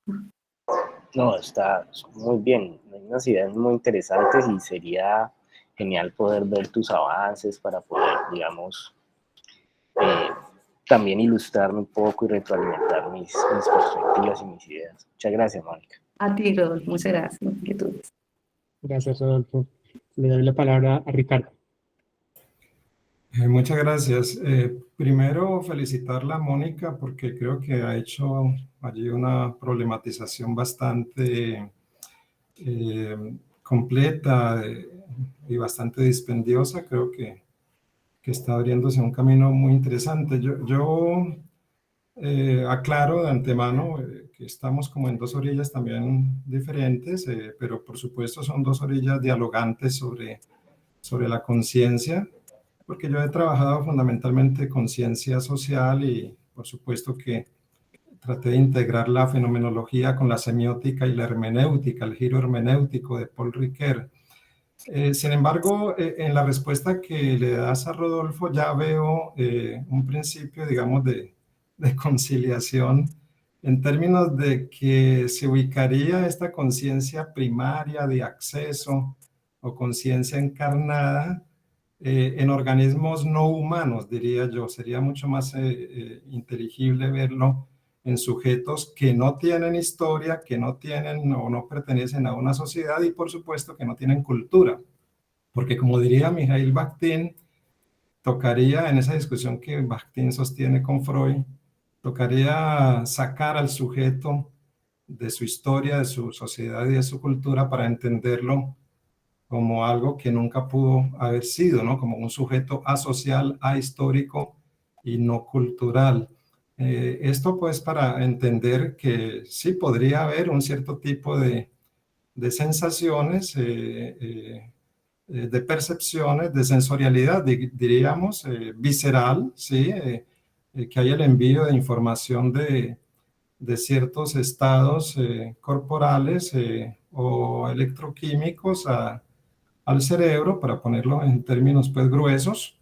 Pero yo creo, me atrevería a decir que la respuesta a estas interesantísimas preguntas que presentas al final, que lástima, cerraste ya la presentación porque me hubiera gustado que las tuviéramos ahí. Si las tienes a la mano, sería bueno tenerlas ahí presentes, porque creo que lo más importante aquí son las preguntas con las que cierras, y esas preguntas yo me atrevería a creer que no las vas a responder desde la neurofisiología ni desde la biología molecular, incluso creo que ni siquiera desde la neurociencia cognitiva. Claro, se pueden hacer, por supuesto, los esfuerzos y las explicaciones y las delimitaciones. Sin embargo, yo creo, y para no alargar mucho el asunto, porque hay otras personas también esperando para intervenir, yo creo que esa conciencia de acceso primaria, corporal, visceral, transcurriría en términos del tiempo en lo que, a propósito de Husserl, ¿no? Porque el ser es tiempo. Porque tan pronto el ejemplo que presentabas de la sensación de la vejiga llena, tan pronto como despiertas por la sensación de la vejiga llena, ahí ya hay una conciencia que deja de ser primaria o una conciencia pues de acceso, porque ya la toma de decisiones sobre qué hacer a partir de esa sensación ya te pone en ese estado reflexivo, ¿no? Te pone, justamente emerge el sujeto, ¿no? O sea, en efecto, como lo plantea, creo que en algunos términos Rodolfo, es muy difícil concebir una conciencia por fuera del sujeto, ¿sí? Es muy difícil, y en este caso también por fuera del lenguaje, porque si la sensación es de ganas de ir al baño, pues ahí ya lo estoy poniendo, ahí emerge el lenguaje inevitablemente, ¿no? Entonces es bien difícil disociar los procesos de la conciencia, tanto del sujeto reflexivo como del lenguaje o de alguna forma del lenguaje, porque yo he trabajado también en una perspectiva semiótica amplia, no solamente el lenguaje verbal, sino todas las formas, o si se quiere, todos los sistemas semióticos de representación. A propósito, y para cerrar, incluso en las representaciones mentales que podrían no haber pasado por la experiencia vivida, ya hay también una intermediación, o sea, que ahí ya hay un desarrollo mediado de la conciencia, por lo menos a través de imágenes, de sensaciones, de formas, de colores, y ni qué decir en el caso ya de las representaciones semióticas externas, ¿no? Formas del lenguaje propiamente dichas que se materializan exteriormente y particularmente pues en la intersubjetividad. Bueno, no me quiero extender más, simplemente esa reflexión. Muchas gracias. Ricardo, muchas gracias por tu comentario y reflexiones. Que a propósito me invitan a ciertas cosas que tal vez no dije de manera explícita. Claro, sí, yo estoy de acuerdo, o sea, cuando pensamos en nuestra conciencia, pues pucha, es un fenómeno tan excesivamente complejo, como que de entrada uno diría, no, es inabarcable ya. O sea, está mediado por el lenguaje, está mediado por la cultura, por las otras funciones cognitivas, no, digamos que lo que mi apuesta es justamente empezar por cuestiones mucho más básicas. Mucho más básicas. Por supuesto, es una concepción muy deflacionada de conciencia y de subjetividad, muy mínimo. ¿Con qué ánimo? Fundamentalmente, como si somos capaces como de encontrar ahí pistas. No es resolver el gran problema de la conciencia, digamos que la pretensión es mucho más humilde y conservadora, y si logramos dar cuenta de algunas génesis que nos permitan ir hilando esta historia, este desarrollo de cómo se fue dando evolutivamente, porque pues yo sigo parada en un marco evolutivo. Justamente ahí puedo pensar en una conciencia prelingüística y tal vez prereflexiva. ¿Significa que no sea difícil? No. Que sea complejo probablemente, pero creo que en principio no hay, o sea, no hay nada que nos diga no, por ahí no es. Creo que lo que he visto en la literatura y lo que encuentro es que puede haber pistas, puede haber pistas. Claro, el reto luego sería entrar a revisar cómo se integran estas explicaciones, si son satisfactorias, digamos, a una concepción mucho más robusta de conciencia que tenga en cuenta todas las complejidades nuestras. Pues sería, claro, ya sería un proyecto mucho más grande y pues seguramente algún día podemos aspirar a algo así. El otro comentario que me alegra que señalaras es la referencia a Husserl y al tiempo. Yo no lo mencioné fundamentalmente porque todavía no tengo claro cómo funciona esta característica de la subjetividad. En esta concepción mínima, la subjetividad está dada en el tiempo, es un fenómeno del tiempo, más que del espacio. Y justamente en esas características que se fundan algunas de las reclamos que no pueda ser en una relación sujeto-objeto, porque la relación sujeto-objeto lo que nos pone justamente es en esta relación de mapeo de cartografía espacial, ¿cierto? Es una cosa muy cartesiana, o sea, en una relación digamos, de mapa, de cartografía. Mientras que si se pone en el tiempo, parece que fuera como una relación, como una propiedad inmanente del sujeto. o del organismo. Y justamente pues recogen estas características desde la filosofía de Husserl. No la mencioné porque pues todavía no me queda claro cómo se configura esta característica en organismos más simples, que es la apuesta. Pero gracias, Ricardo, por tu comentario. Gracias, Ricardo. Le doy la palabra a Mauro Zapata. Gracias, Mónica, por la presentación. Tengo muchos puntos de encuentro con tu ponencia, porque para las temáticas que yo abordo también adopto una estrategia desde abajo, si se quiere decir, como desde explicaciones más simples o que por lo menos no son tan demandantes en términos onto y filogenéticos, digamos. Serían tratar de solucionar los mismos problemas con respuestas que se dieron antes en el desarrollo, ya sea del organismo o de la especie.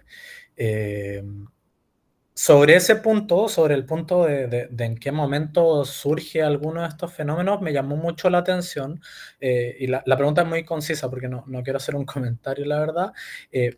En tu definición o descripción tanto de las emociones como de los sentimientos, había un componente que apuntaba a la posibilidad de no tener presente el estímulo necesariamente. Estaba esta idea de que una emoción, por muy básica que fuera esta noción y que no se corresponde con la noción en psicología folk, digamos, de emoción, sí tiene la posibilidad de ser desencadenada. Esta reacción fisiológica podía ser desencadenada en ausencia del componente que inicialmente lo hubiese hecho, porque estaba, según lo que recuerdo de tu reconstrucción, la posibilidad de recuperar elementos mediante un sistema de memoria, por ejemplo. Sí. Y aquí es donde se me empiezan a complicar un poco los acercamientos, porque una posición que parecería ser mucho más simple, porque involucraba este componente súper fisiológico corporal, que no dependía de una estructura interna de representaciones, digamos, ahora se mezcla Con memoria. Con memoria. Ahora, la pregunta es súper concreta, es si tú detectas algún rol que cumple el desacople, digamos, dentro del modelo, la posibilidad de desprenderse de ese, ya sea de ese entorno o de este, no sé cómo decirlo, entorno, digamos, como el entorno Sí, interno del cuerpo, digamos, ¿sí? Nada, si le ves como alguna función que estaría cumpliendo en la explicación esa posibilidad. Gracias, Mauro. No, pero por supuesto, claro, esa es como una de las cosas que uno dice, bueno, esta teoría de los sentimientos no me está funcionando del todo. O sea, hay que mirar una teoría, insisto, un poco más robusta. La de Bergamasio es muy general, es muy general. En la teoría, por ejemplo, de Pansek, que la retoma Solms, lo que hace justamente cuando da la posibilidad que esta respuesta fisiológica sea dada por algunos episodios de recuerdo, pero recuerdo muy básicos, ¿sí? No una memoria, no, digamos, muy corta, tiene que ver la vinculación de estas emociones, estas reacciones fisiológicas al aprendizaje. Y lo que proponen un poco es que el organismo puede aprender no de manera como específicamente consciente, pero sí rápidamente a que ciertas reacciones como que los incorpora, como que ciertos estímulos, por ejemplo, en las que te generan riesgo de supervivencia, ¿sí? No someterse a los mismos estímulos que pueden poner en riesgo, sino que, digamos, la especie rápidamente aprende que puede ser un elemento del entorno poco favorecedor. Entonces, lo que ellos suponen es que no tiene que estar siempre expuesto al mismo estímulo, porque siempre estaría, o sea, como que no habría crecimiento de la especie, o sea, el riesgo sería siempre inminente, sino que el organismo de cierta manera aprende genera algunos dispositivos que le permiten como atender, darse cuenta que está en riesgo y evitar antes de que esté en presencia del estímulo. Sería como algo así. Ahora, habría que ver qué tipo de aprendizaje sería. ¿Cómo sería una memoria tan pequeña en organismos, digamos, no tan desarrollados? ¿Sí? ¿Cuál sería, digamos, ese compromiso con esta función cognitiva? No sé, Mauro, sí. Okay. Gracias, Mauro. Sebastián, tienes la palabra. Sí, no, Mónica, de antemano pues agradecerte. Yo más que tener una pregunta así en concreto, bueno, voy a tratar de formular porque igual estoy como pensando en caliente. Te tiro como un par de intuiciones, igual la podríamos conversar luego y va más o menos así. Digamos que a mí me interesa mucho esta noción de sentimientos interoceptivos, como vos decís, como la génesis de una protosubjetividad y hasta ahí, digamos, tenés un montón de retos que tienen que ver como con el self-awareness, etcétera, etcétera. Pero digamos, algo que estoy como pensando es qué función cumplen los otros sentimientos como para la configuración de ese self. Porque más o menos como si, o como la lectura que hice por lo pronto de esta exposición fue como que hay una relación de digamos, preponderancia causal entre los sentimientos interoceptivos y medianamente la subjetividad. A medida que son como medianamente más básicos y serían como la génesis de una subjetividad bastante básica. Entonces mi pregunta es, más o menos qué función cumplirían o cómo es esa interacción entre, qué sé yo, ponerle los sentimientos propioceptivos y los que me interesan a mí, que son los sentimientos epistémicos o metacognitivos que implicarían ya grados más complejos de cognición. Eh, Más o menos, digamos que uno podría hacer una taxonomía entre, digamos, los sentimientos interoceptivos como increíblemente básicos, que como vos concluís, eh, incluso se pueden dar como sin un self que percate, ¿cierto? Eh, Como esas últimas conclusiones bastante especulativas que tiraste lo último. Pero entonces la cuestión es qué función cumple la propiocepción y la metacognición en esta configuración de una subjetividad básica. Es pura, estoy pensando en caliente, digamos, como para luego conversar. Pero es eso, son como si has visto o has estudiado interacciones entre estos sentimientos. eh, Fundamentalmente, digamos, la relación más directa podría ser la propiocepción y la interocepción, pero bueno, también, digamos, la metacognición ahí juega un rol importante. Pues lo pienso es porque las últimas lecturas que estoy haciendo, colocándolo en un marco así, están no tanto, digamos, versión bottom-up, Sino, sino, digamos, top-down. O sea, de la metacognición para abajo. Metacognición leyendo, interpretando sentimientos interoceptivos, latidos del corazón, como elementos que me dicen algo de mi cognición. Acá sería como al revés, ¿no? Como latidos de mi corazón o vejiga llena y me dice algo a propósito de mí mismo, ¿no? Entonces es eso, pues la relación entre, si has explorado algo entre la relación entre esos conceptos, sentimientos, perdón. gracias, Sebastián. También en caliente, también te respondo en caliente porque habría que pensarlo con detenimiento. Los sentimientos homeostáticos son propuestos tanto en Damasio como en los otros autores de las neurociencias afectivas como la entrada inaugural de la conciencia. ¿Sí? Y efectivamente, en esa medida, digamos, son primigenios. Son primigenios. Tienen como cierta primacía ontológica, si se quiere. Ahora, En el desarrollo, digamos, de las teorías, al menos de esas teorías de las emociones y de los sentimientos, el organismo en su desarrollo, digamos, cuando aparecen las otras vías sensoriales, ¿sí? Esta es más primigenio, la interoceptiva es mucho más primigenio. Cuando aparecen las otras vías sensoriales, enriquece, digamos, toda la construcción de sentimientos. Y, por ejemplo, aparecen los sentimientos emocionales. Claro. Y es ahí, por eso desde acá se defiende que el yo viene después. Porque es a partir de esos otros sentimientos y de esa otra información del medio donde se genera el yo. Ahora, no sé si para pensar en sentimientos metacognitivos, ya no sé si es una pregunta que me queda, implica ya un lenguaje. Porque entonces, si implica un lenguaje, ya estaríamos hablando de una construcción de un yo, de una conciencia, pues cierto, mucho más, más desarrollada.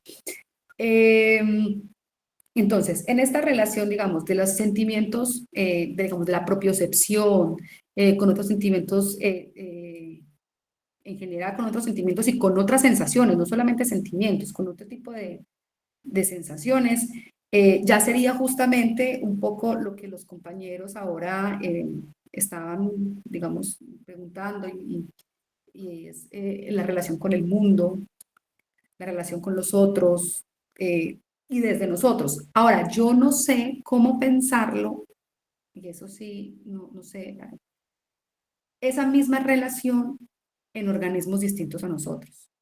¿De qué manera podríamos pensar en un desarrollo filogenético de la subjetividad en otros organismos, atendiendo a sentimientos, a otros sentimientos? Porque es que también son más elaborados. Sí o sí necesitaríamos el sistema nervioso central, sí o sí, para conjuntar todas estas representaciones. Y lo que estamos diciendo acá inicialmente es que, digamos que el sistema es mucho más simple en principio. Pero sí, hay que pensarlo, Sebas, ¿no? Creo que hay que pensar bien esa relación con los otros sentimientos. Pero creo que sí responde a una concepción de subjetividad más inflada.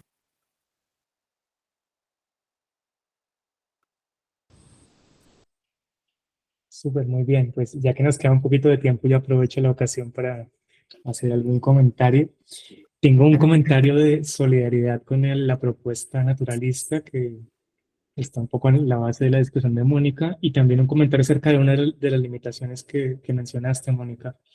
Voy a empezar con el primero y si no queda tiempo para el segundo, no hay problema. En relación con el proyecto naturalista, sí, como tú mencionas, puede que sea difícil darle sentido a la idea de esta subjetividad más básica que no presupone conciencia ni la noción de un yo, pero como un argumento en contra de quienes han cuestionado esto en esta discusión, en general en la literatura, habría que decir que si no podemos darle sentido a esa noción, es muy difícil dar una explicación de la filogénesis de la conciencia. Porque entonces, ¿de dónde surgió? Se pregunta uno.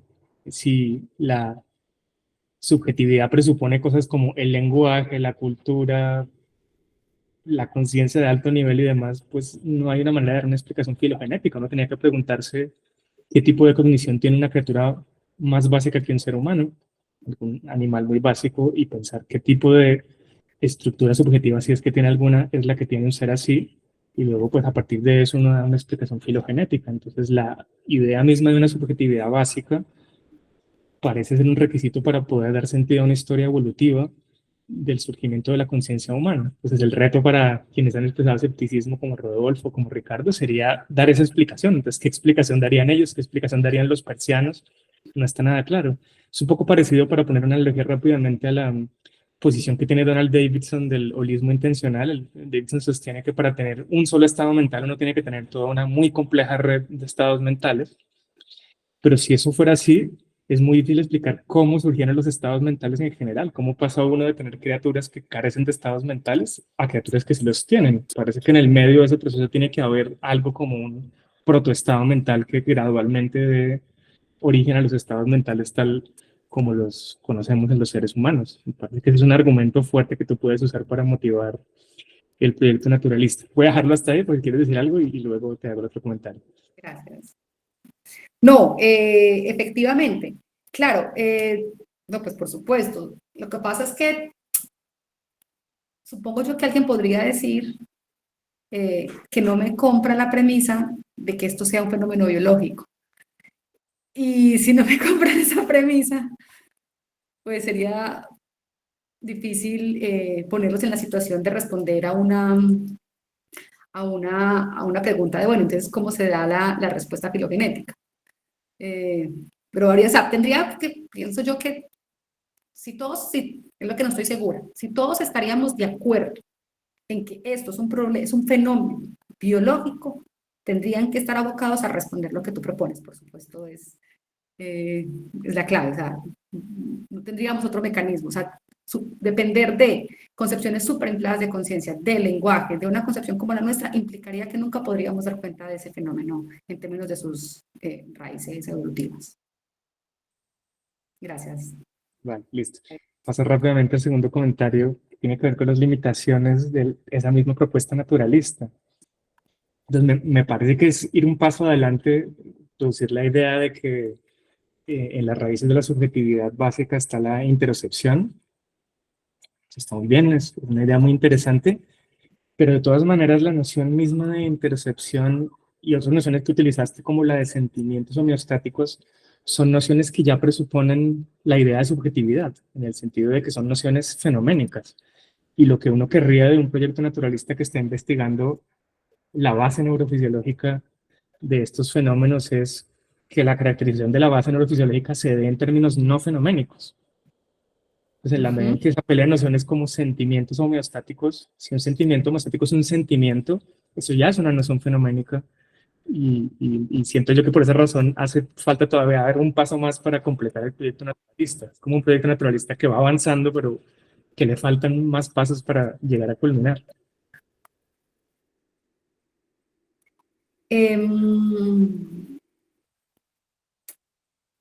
¿Por qué crees que ya de entrada la noción de sentimiento puesta como estado mental que informa acerca de las reacciones fisiológicas del cuerpo ya implica?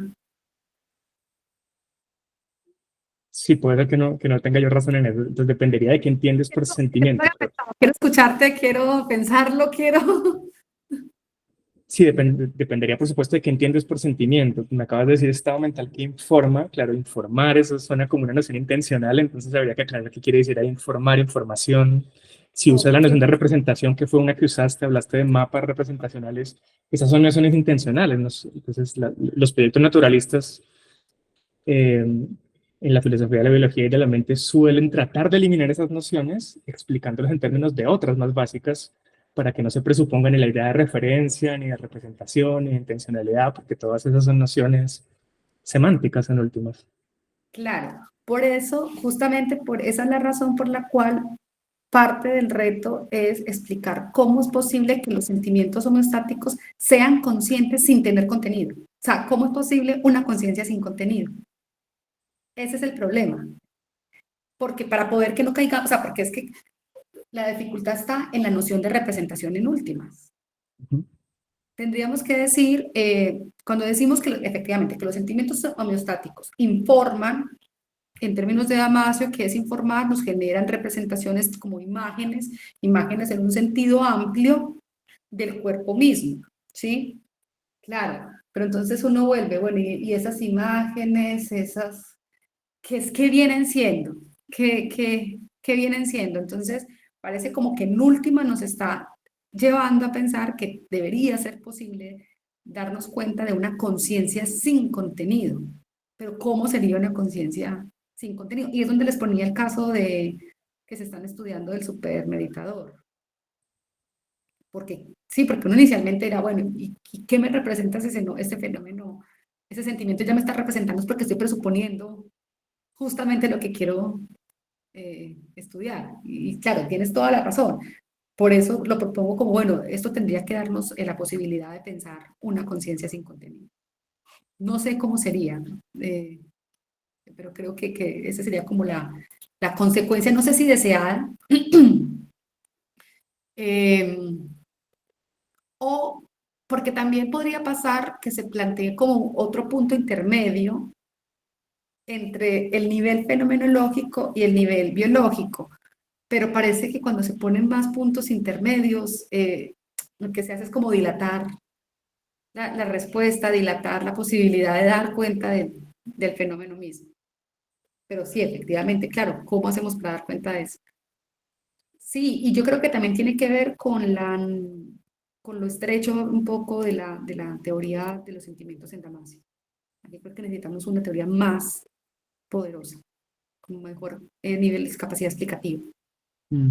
Para reformar mi pregunta muy rápidamente, solo para que le eches cabeza, una manera de formular la pregunta es, ¿los sentimientos homeostáticos en virtud de qué son sentimientos? ¿Qué es lo que hace que sean sentimientos? Son estados mentales de algún tipo, seguramente, pero ¿qué hace que esos estados sean sentimientos en contraposición con otros que quizá aportan información y son representacionales, pero no son sentimientos? ¿Qué es lo que distingue a un sentimiento de un no sentimiento? En otras palabras, si te entiendo, David, creo que es muy importante esa pregunta. Lo que me estás preguntando es, ¿por qué los sentimientos qué diferencia los sentimientos a otros estados mentales? Y incluso representacionales, algunos de ellos Sí. posiblemente. La respuesta en esta literatura es que los sentimientos, este tipo de estados mentales se forman de manera distinta de otras vías fisiológicas a los otros estados mentales, como la percepción, por ejemplo. Tiene que ver con las vías que usa, que son interoceptivas. Listo, súper. Si alguien más tiene comentarios o preguntas, pueden levantar la mano. Nos quedan aún 8 minutos.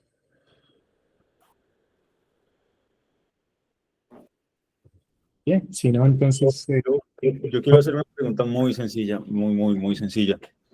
Es que, digamos, uno de los problemas, entiendo, es las preguntas es esto de la posibilidad de la conciencia sin contenido, ¿no? Para poder dar cuenta de un tipo de subjetividad particular. Sí. Ajá, que sería la de estos organismos básicos. Y la nuestra. Ok, ajá. En una de las preguntas que tú hacías al final era ¿qué rol juegan los otros en la interacción? Y yo digo, ¿es posible pensar, o sea, pensar la conciencia sin contenido significa a la vez pensar una conciencia sin los otros? ¿Y eso para qué? ¿O posible? Digamos, en un ámbito de la vida, pensar la conciencia sin dejando absolutamente de lado incluso a aquel organismo de donde nace el organismo que estamos estudiando. ¿Qué tipo de conciencia es esa? Me parece muy raro. A ver, el reclamo de conciencia sin contenido viene justamente por esta idea de que la subjetividad no puede obedecer a una idea de representación representada, atendiendo a la característica de la autoafectividad. Una conciencia sin contenido sería algo así como, ¿cómo es posible una conciencia que no tenga un objeto intencional? Y eso de entrada parece muy extraño porque nosotros nos han enseñado que la característica de la conciencia es justamente su característica, la intencionalidad. Lo que habría que pensar es si efectivamente es posible que haya un estado mental consciente vacío de contenido, sin objeto intencional, o que su objeto intencional sea a sí mismo. Esa sería como una opción, que muchos optarían más por esa. Y es que el objeto intencional de esos estados mentales conscientes es ellos mismos. porque para poder que sean la condición de posibilidad que dé cuenta de la intencionalidad. No sé, pero no estoy segura de haber entendido tu pregunta, José. Y la verdad es que no la quería hacer porque yo tampoco la entiendo muy bien. Pero es que, a ver, es que no sé cómo decirlo, pero es que me parece contraproducente, digamos, pensar en un proyecto de subjetividad tan, eh, ¿cómo se llama este personaje que se mira al espejo todo el tiempo? Narciso. Tan narcisista, ajá. Sí, me parece un proyecto muy narcisista. ¿Por qué la necesidad de dejar a un lado a los otros si o sea, a ver, es que digo, no quería hacer la pregunta porque no la tengo clara, pero,